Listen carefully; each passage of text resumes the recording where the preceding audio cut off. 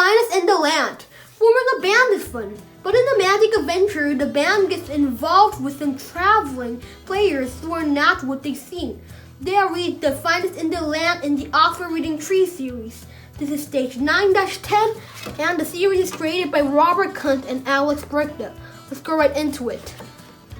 Anina came around to play with Biff and Chip. Ruth and Wilma came too, and so did Nadine. I'm 6 next week, Kipper told them. Do you want to come to my birthday? 6? You're catching up with me, said Wilma. Mom took Kipper to the shops. When he had gone, Wilma had an idea. Let's form a band, then we can play Happy Birthday to Kipper. But his birthday is next week, said Nadine. We'll need the time to practice, said Wilma.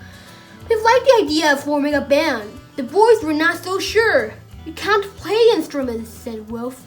You and Chip can play the kazoo, said Biff.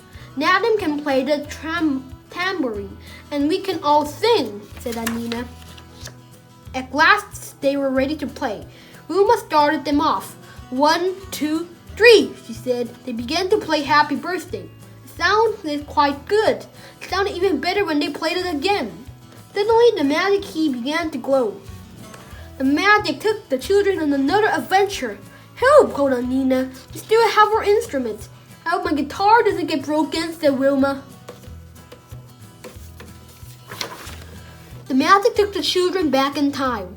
It took them to the Middle Ages. Who are those people, said Nadine. Why are they doing tricks? They must be entertainers, said Anina. I think they are practicing. At first, the entertainers didn't see the children. They went on practicing. The juggler kept dropping the balls. The girl on stools held on to the tree. If they're entertainers, they're not very good, said Biff. No wonder they're practicing. One of the entertainers saw the children. He ran across to them. My name is John, he said. You must be musicians. You're not proper musicians, said Wilma. I have a job for you, said the man. But, said Biff. The man looked at Wilma's guitar. The girl looked at Biff's recorder. What a strange pipe, she said.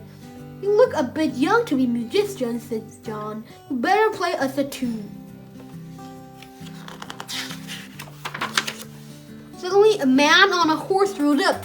He looked very cross. Are you the entertainers? He shouted. You should be at the castle by now.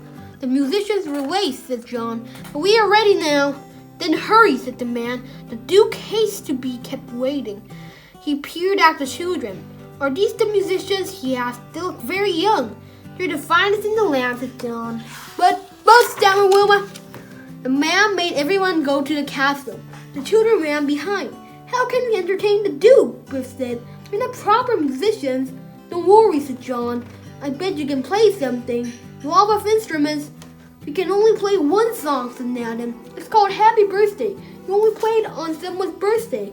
I don't know it, said John, but it sounds perfect. It's the Duke's birthday. That's why we are going to entertain him. The Duke was waiting with his wife and daughter. They looked at the entertainers. The entertainers gave a low bow. The Duke's daughter looked surprised. We better bow as well, whispered Ruth. It's not every day we met a Duke. The Duke peered at the children. The musicians are very young, he said. They're the finest in the land, said John. They had better be good, said the Duke. I am very fond of music. They have made up a song for you, said John. The entertainers went to practice. They were still not very good. They're terrible, said Nadine. I don't think they're proper entertainers. Something funny is going on. Look out, here comes the Duke's daughter, said Ruth. The Duke's daughter ran up to one of the entertainers. She gave him a hug. Oh, Hug! I'm so glad you're here, she said. I said I would find a way, said Hug. You see, said Nadine, is it something funny was going on? The Duke's daughter was called Edith. She and Hug were in love. You're not really entertainers, said John. We are here to help Edith.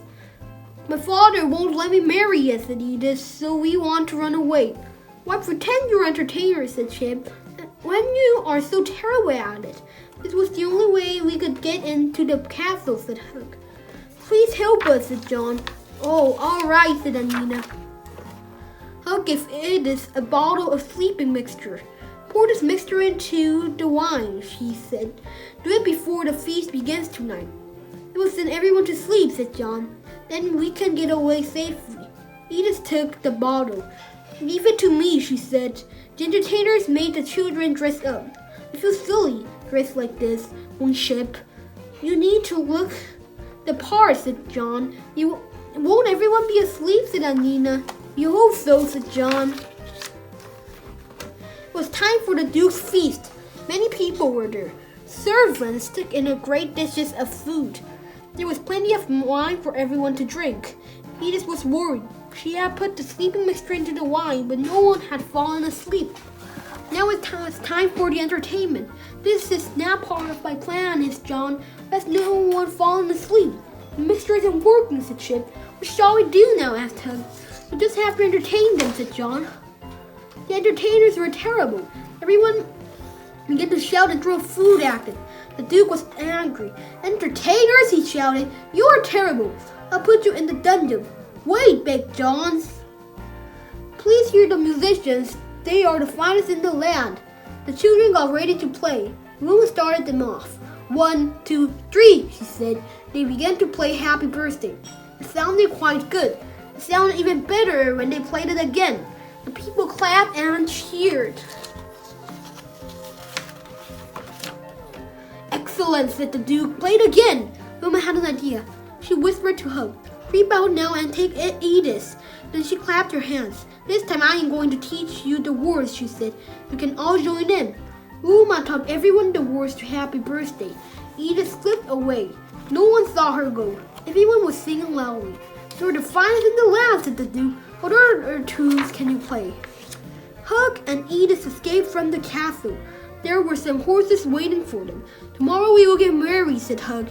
Do you think your father will give you his blessing? Of course he will, said Edith, when he sees how happy we are. Just notice from Edith, said the Duke. She has run away to get married. I suppose we should chase after her. Suddenly the Duke gave a yawn. I feel very sleepy, he said. Maybe I'll chase after her when I've had a snooze. Everyone is asleep, said Wilma, so the sleeping mixture worked in the end. The magic key began to glow. What a strange end to the adventure, said Chip. There's no one left to awake to say goodbye to. The magic took them home. We don't need to practice Happy Birthday again, said Adam. Pretty good at it. Then Kipper came in. What have you all been doing, he asked. Just messing about, said Biff. It was Kipper's 6th birthday. The band played Happy Birthday. That was brilliant, said Kipper. I didn't know you were such good musicians. Of course we are, said Wilma. You're the finest in the land. That was the book I read, and Alpha Reading Tree has until stage 9-12, but this is the last book I read. I already recorded 11 and 12 already, so now that's the end. Alpha Reading Tree stage 9 videos had finished, and what stage do you want to see next? Please comment down below, and I hope I can see you in the next one. Thank you for watching, and take care.